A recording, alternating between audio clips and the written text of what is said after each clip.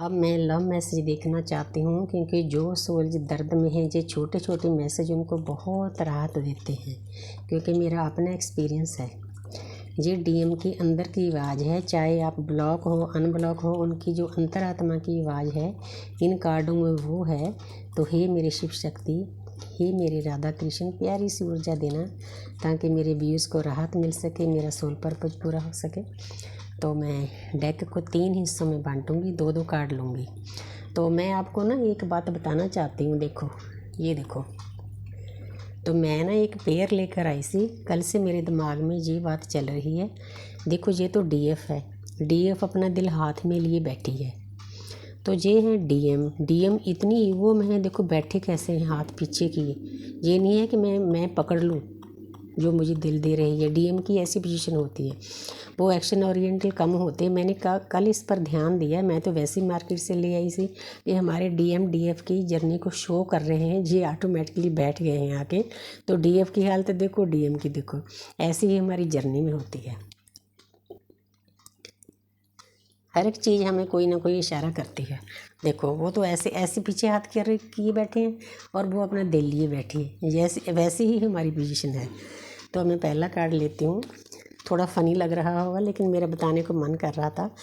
It would be great fun to grow all together. वो आपको बताना चाहते हैं कि जब मैं आपके साथ होता हूँ तो मुझे बहुत अच्छा लगता है, मैं ग्रो भी करता हूँ, मेरी तरक्की भी होती है, प्रमोशन भी होती है। तो आगे है यू कम्प्लीमेंट मी। तो आपने डीएम को इतना प्यार दिया होता है, उनकी बुरी बातों को भी आप अच्छी बताकर उनको खुश करती है। उनको मालूम है कि और मुझे इतना सम्मान प्यार कोई नहीं दे सकता जितना मेरी डीएफ देती है। तो आगे है your dreams are my dream. जो आपको बताना चाहते हैं, जो आपके सपने हैं वही मेरे हैं, इसलिए आपने घबराना नहीं, क्योंकि आपकी जर्नी एक है, आप एक ही सोल के 2 पार्ट हो। तो आगे है you are guess but I am going to say. वो आपको बताना चाहते हैं कि जो बात मेरे अंदर में होती है आप पहले ही वो बता देती हो, आपको पहले ही मालूम हो जाता है कि मैं क्या कुछ बोलने वाला हूँ। देखो, इतना प्यार करते हैं, इसलिए आपने उदास नहीं होना। You love me like no other. वाह, इससे ज़्यादा वो क्या बोल सकते हैं। उनको मालूम है कि आप उनको इतना प्यार करती हैं, दुनिया में कोई भी उनको इतना प्यार नहीं कर सकता। तो थोड़ा सा मैं डीएम को भी बोलना चाहती हूँ कि आप भी प्यार पैदा करो ना अपने अंदर, ताकि उसको राहत मिले बेचारी को। You are laugh at me, you laugh at me jokes even when they are not funny.